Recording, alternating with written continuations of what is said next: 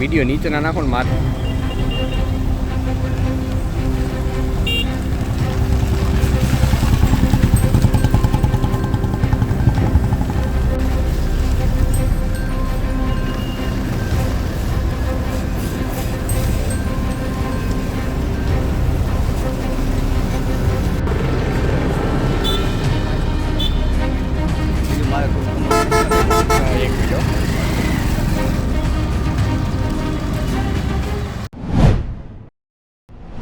શું નામ તમારું? મારું નામ ધરમસિંહભાઈ અબ્બાસણિયા છે. ધરમસિંહભાઈ, વાત કરીએ આ નવાગામ માણસરનો જે બ્રિજ છે કેટલા વર્ષ જૂનો છે, એની હાલત અત્યારે કેવી છે અને તમારી શું માંગ છે? સાહેબ, આ નવાગામનો પુલ 110 વર્ષ રાજાશાહી વખતનો પુલ છે, બરોબર છે. અને આ અમારી માંગ એવી છે કે જે વડોદરામાં જે દુર્ઘટના બની એવી અમારા ગામની અંદર બને ને એવી અમારી સરકારથી માંગણી છે. આ બ્રિજની હાલત અત્યારે કેવી છે? આ બ્રિજની હાલત સાવ સાફ ખરાબ છે, જેથી કરીને બેલા દેખાવા માંડ્યા છે. બહુ જૂની બહુ સમસ્યા છે. અને આ ગામની અંદર 6 થી 7 વિસ્તારનો અવર જવર થઈ રહી છે, જેથી કરી અમારા ગામની અંદર પાણી આવે ને, આગળ ડેમ છે, પાણી આવે તો એ આ પુલ અમારે હાલતા બંધ કરવો પડે. જેથી અમારે 2-4 કલાકનો રસ્તો આવક જવકનો બંધ રહે અને ટ્રાન્સપોર્ટ એસોસિએશનની લોડિંગ ગાડી બધી અહીંથી હાલે છે. અમારે આવી દુર્ઘટના જો અમારી આ ગામની અંદર બનશે તો આજે અમારે ગામ કરશું. અમારી સરકારથી એવી માંગણી છે કે સાહેબ આ પુલ અમને કઈક તાત્કાલિકના ધોરણથી અમને નવો પુલ બનાવી આપી. મનોજભાઈ, આ જે વિસ્તાર છે નવાગામ માણસરની આ જે બ્રિજ છે એની હાલત કેવી છે અને કેટલા સમયથી આ મુશ્કેલી છે? શું માંગણી છે તમારી? આ 6-7 વર્ષથી તો પુલ હલે જ છે. જયારે પાણીનું પૂર આવે ત્યારે પુલ આખો હલતો હોય છે, ત્યારે પુલ બંધ પણ થઈ જાય છે. કેટલા વર્ષ જૂનો? આ ઘણા વર્ષ જૂનો હોય છે. 20 વર્ષ પહેલા તો મને સાંભળે કે આ પુલની હાલત ખરાબ છે. અમે 17 વર્ષથી તો અમે રહી ગયા. શું માંગણી છે તમારી? આ બ્રિજ નવો બને એવી માંગણી છે અમારી. અને જે ગઈકાલે વડોદરામાં ઘટના બની એવી ઘટના અહીંયા બની શકે ખરી? બની શકે. જો બ્રિજ ન બને તો એવી ઘટના પણ બની શકે. અહીંથી તમે જે રિક્ષા લઈને જાઓ તો કેટલી વાર અવર જવર કરતા હો છો? આખો દીમાં ઘણી વાર અવર જવર થાય છે. કેટલા વાહનો અહીંથી ચાલતા હોય છે? ઘણા બધા. ટ્રાન્સપોર્ટ લાઈનના પણ જાજા હાલે છે અને રિક્ષા એવું પણ. સાંજના ટાઈમે તો બહુ ટ્રાફિક પણ થાય છે. ये सरकार नहीं चलेगी, ये सरकार नहीं चलेगी, नहीं चलेगी, नहीं चलेगी, नहीं चलेगी,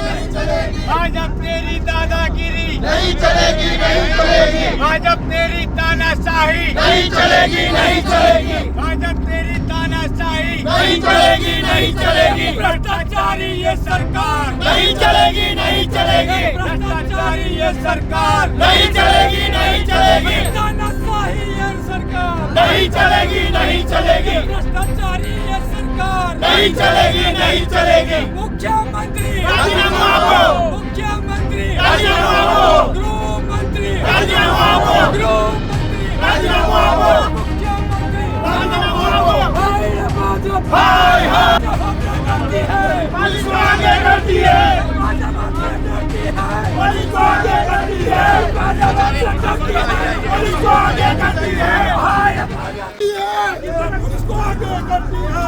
आज अब हमसे डरती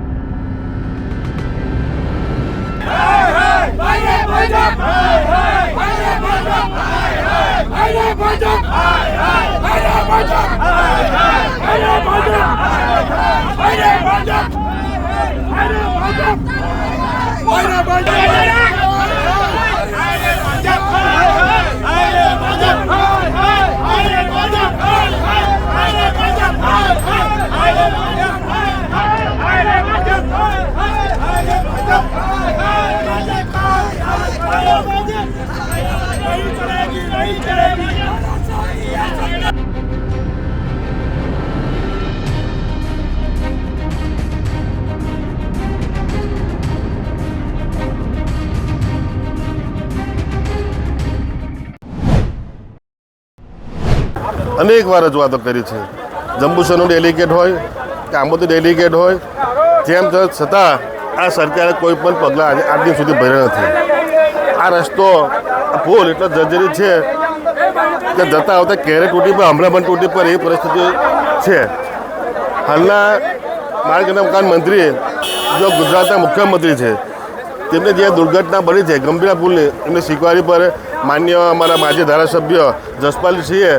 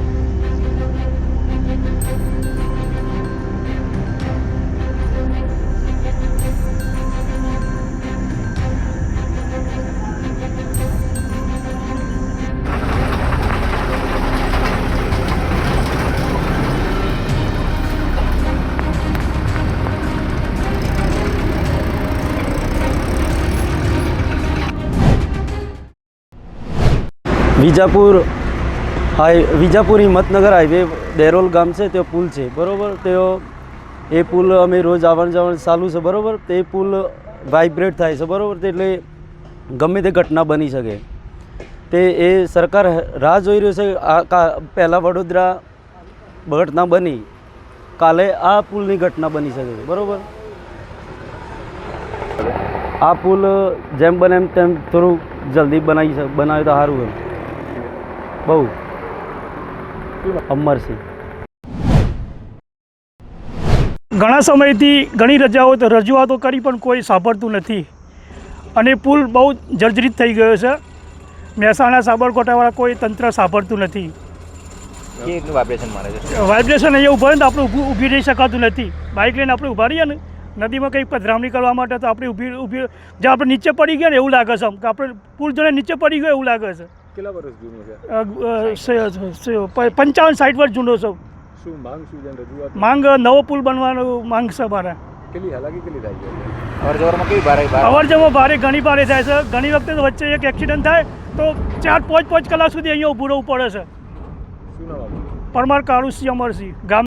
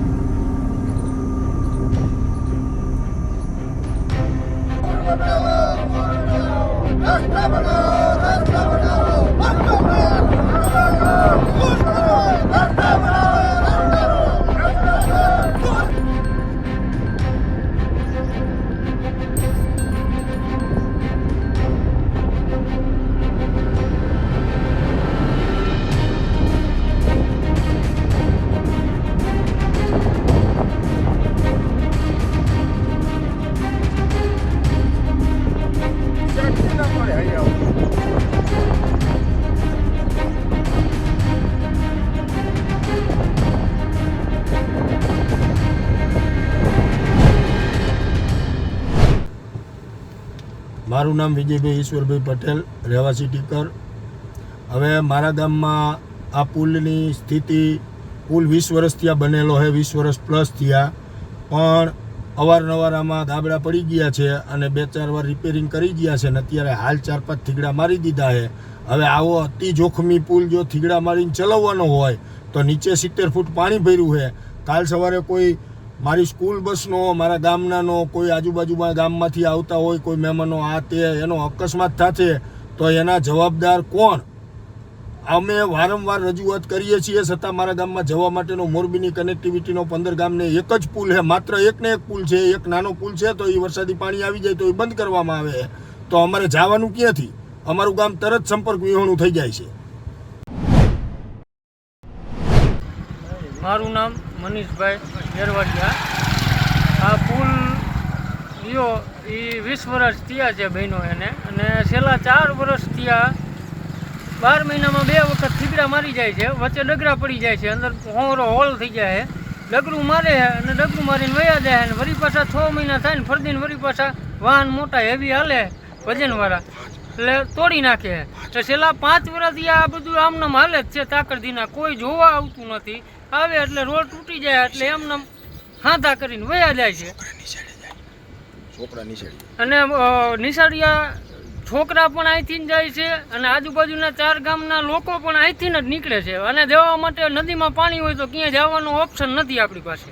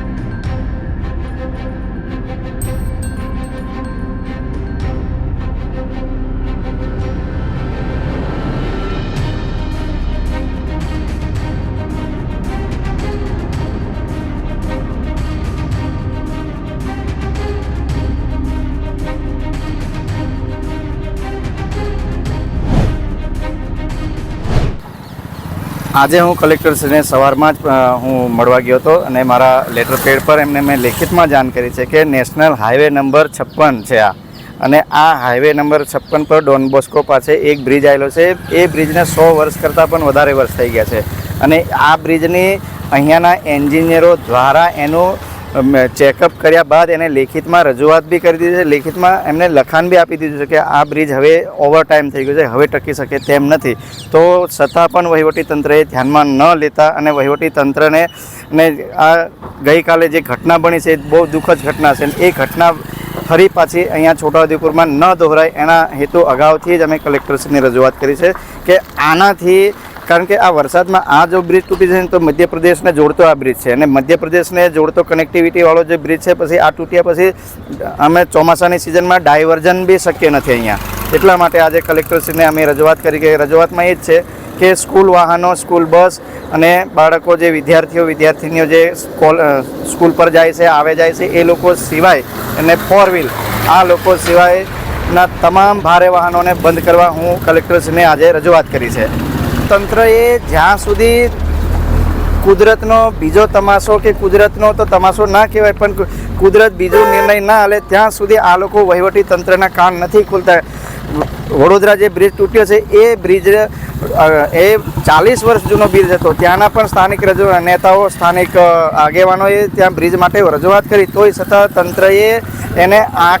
તંત્રએ એને ઇગ્નોર કર્યું, અને તો આ મોટી જાનહાનિ થઈ. એનો જવાબદાર કોણ? આ ઘટના પણ અહીંયા થઈ શકે તો એનો જવાબદાર કોણ રહેશે? તંત્રએ જવાબદારી ના લે, તંત્રએ ઉલટાના હાથ ઊંચા કરી દેશે તો આને બહુ મોટી ઘટના બને એવો ઇસ્યુ છે આ બ્રિજ તૂટ્યા પછી. અને આ બ્રિજના 100 વર્ષથી ઉપર વર્ષ થઈ ગયા છે.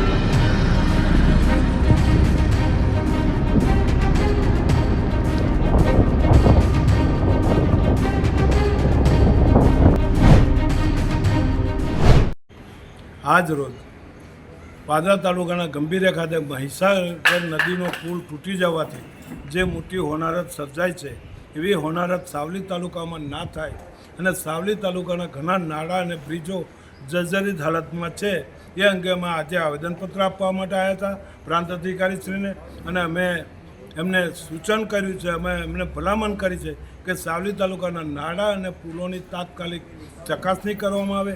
જે પણ પુલ અને નાળું જર્જરિત હાલતમાં એની તાત્કાલિક રિપેરિંગ કરીને સાવલી તાલુકામાં મોટી જાનહાની ના થાય અને સાવલી તાલુકા હોનારતમાં ના સપડાય એના માટે અમે ભલામણ કરી છે. સાથે સાથે આ સરકાર જ્યાંથી બેઠી છે ત્યાંથી ગુજરાતમાં જ્યાં ને ત્યાં હોનારતો સર્જાઈ રહી છે, પણ સાવલી તાલુકો આ સરકારની ગેરવહીવટનું ગેરરીતિનું ભોગ ના બને એટલા માટે અમે આવેદનપત્ર આજે સુપ્રત કર્યું છે.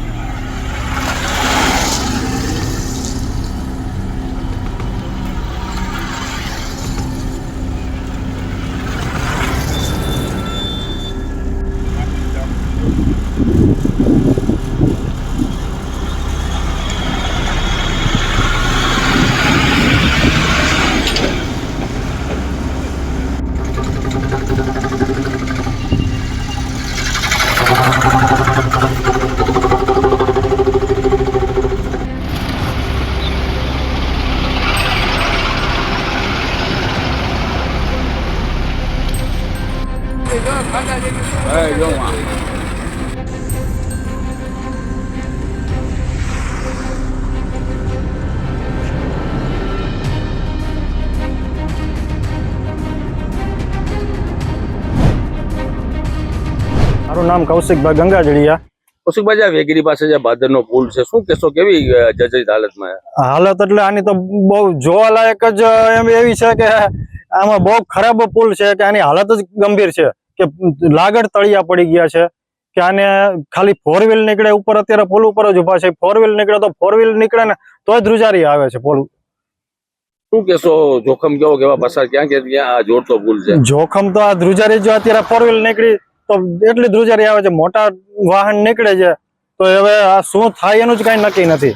શું તમારી માંગ શું છે? માંગ તો આ તંત્ર આમાં ધ્યાન દે અને આ પુલને રિપેર કરાવે કે કઈક થોડું ઘણું આમાં ધ્યાન દેવું જોઈએ. અને આ રોડ આખો ખરાબ થઈ ગયેલો છે કે રોડ ઉપર ખાડા, અત્યારે ચોમાસું છે એવડા ખાડા છે કે 2 વ્હીલ વાળા ઊંધા પડી જાય, 4 વ્હીલ વાળા ઊંધા પડી જાય. મોટા લોડિંગ વાહન છે એ લોકોને એવડી નુકસાની થાય છે. કહેશો અહીંથી જામનગર જવા માટે જો પુલ છે, જો શું કહેશો, સ્કૂલના વિદ્યાર્થી અહીંથી ચાલતા હોય તો શું કહેશો? હવે હાલત જ આની ખરાબ છે. હવે આને રિપેર કરે કે કઈક ધ્યાન દે તો જ થાય, બાકી તો બીજું શું કરીએ આપણે.